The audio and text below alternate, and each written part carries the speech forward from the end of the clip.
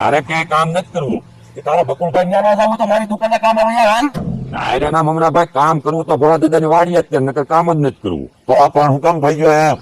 એટલે બકુલભાઈ વાતમાં હાથ ઉપાડે, બોલો ગમે એવું હોય તો ફાટ દઈને ઢોલ મારી લે. આપણે કઈ હું માર ખાવા નવડ્યા છીએ?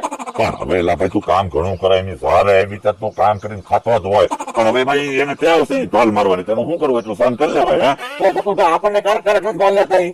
પણ બકુલભાઈ કાંઈક વસ્તુ લાવે તો આપણે હાટું લાવવી જ હોય. કાંઈ ન લાવે મારી હાટું, બોલો એની હાટું વસ્તુ લાવે. હવે એની હટી ક્યાં વસ્તુ લાવે? હવે અહીંયા સચમાં લાવ્યા. એટલે ભાઈ થોડાક શીકડા છે, હવે સહન કરી લેવાય. કાંઈ ન હોય મમરાભાઈ, ક્યારેક અમારી હાટું વસ્તુ લાવી લો. જેવા કાસ વગીરના સચમાં લાવ્યા.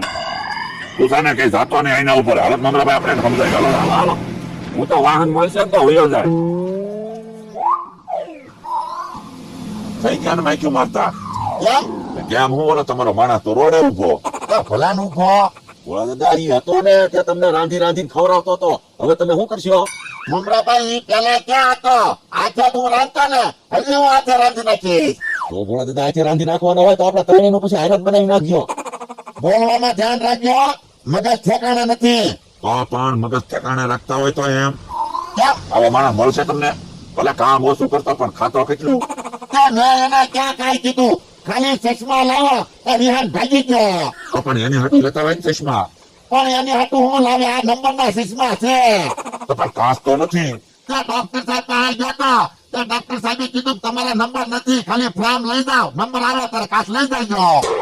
એ તમારું હાસું વાત હોય તો બધું વાત બરાબર છે. તો વાંક એનો છે. તો હમણાં ભાઈ હાલો એને સમજાય. હાલો હાલો કાંઈ વાહન ના નીકળતું.